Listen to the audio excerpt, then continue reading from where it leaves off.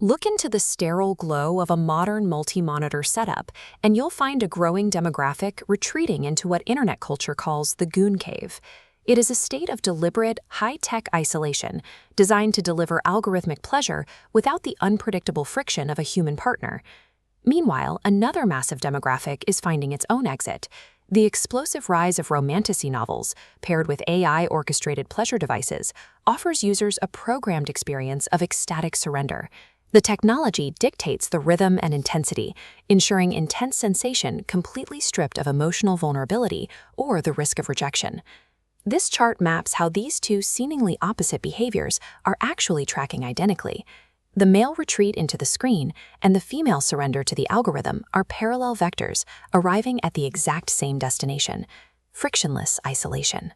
Both sexes are utilizing new technology to entirely eliminate the unglamorous labor of real human partnership, but the hardware only amplifies an older instruction set.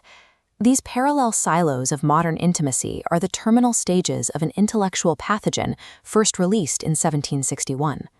The modern collapse of intimacy is the terminal stage of a 250-year-old philosophical disease, one that trained us to view real human connection as an obstacle to true fulfillment. The architect of this disease was Jean-Jacques Rousseau. In the mid-18th century, he published an epistolary novel called Julie, or The New Heloise. Disguised as a tragic romance, the book functioned as a highly effective manual for spreading his political philosophy to the masses. On its surface, the novel offered a deeply appealing progressive vision. By focusing on intimate correspondence, it gave women a genuine, rational seat at the philosophical table. It validated female moral agency and proved that a woman's interior life possessed the exact same intellectual depth as any man's. This timeline visualizes the book's manipulative three-act structure. In the first act, Rousseau hooks the reader by overpromising a pure, all-consuming passion between Julie and her tutor, Saint Pro. He intoxicates the audience with the idea that raw, uninhibited feeling is the ultimate truth. Then the story pivots. Julie sacrifices her love to marry a rational older man, and the graph flatlines into years of passionless, arid duty. But the trap snaps shut in the final act. In a deathbed confession, Julie reveals her initial passion for her tutor never died. The dutiful life she built was an empty convention, and her true fulfillment was indefinitely deferred. By leaving that tension permanently unresolved, the novel infected the culture with a persistent restlessness. We call it the covetous disease, a framework that makes stable, duty-bound relationships feel permanently flat and insufficient by comparison. Rousseau preached the supremacy of natural virtue, yet his personal life was an exercise in evasion.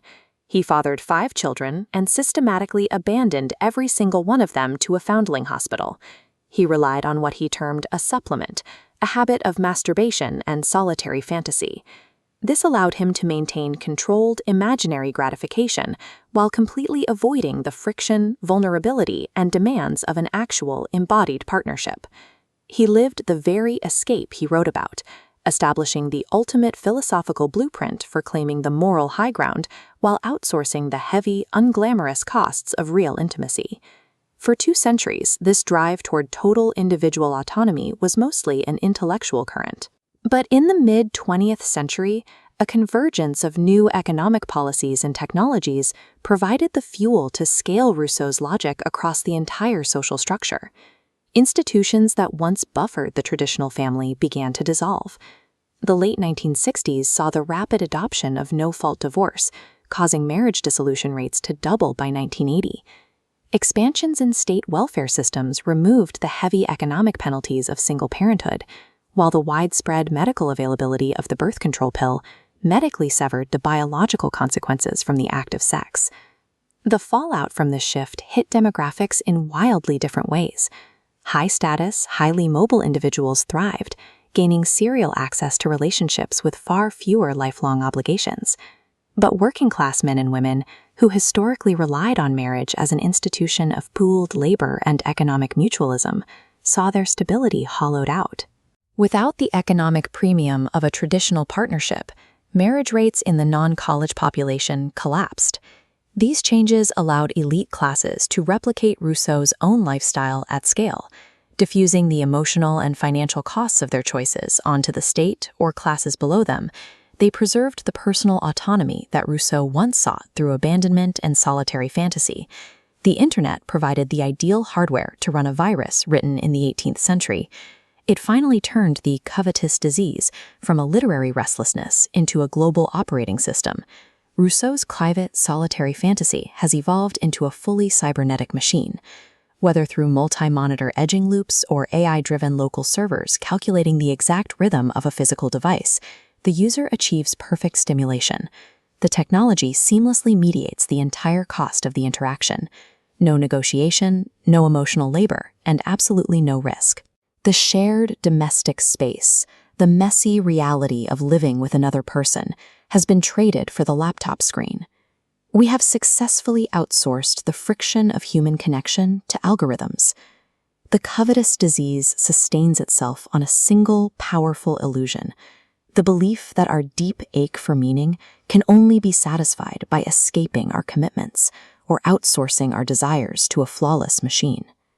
But the cure requires doing exactly what Rousseau refused to do. It means choosing to endure the friction. It requires the hard, highly unglamorous act of staying with a flawed, particular human being when the initial rush of feeling fades. True transcendence lives within the committed domestic space, the irreplaceable forge where raw, impatient passion is refined into mature love.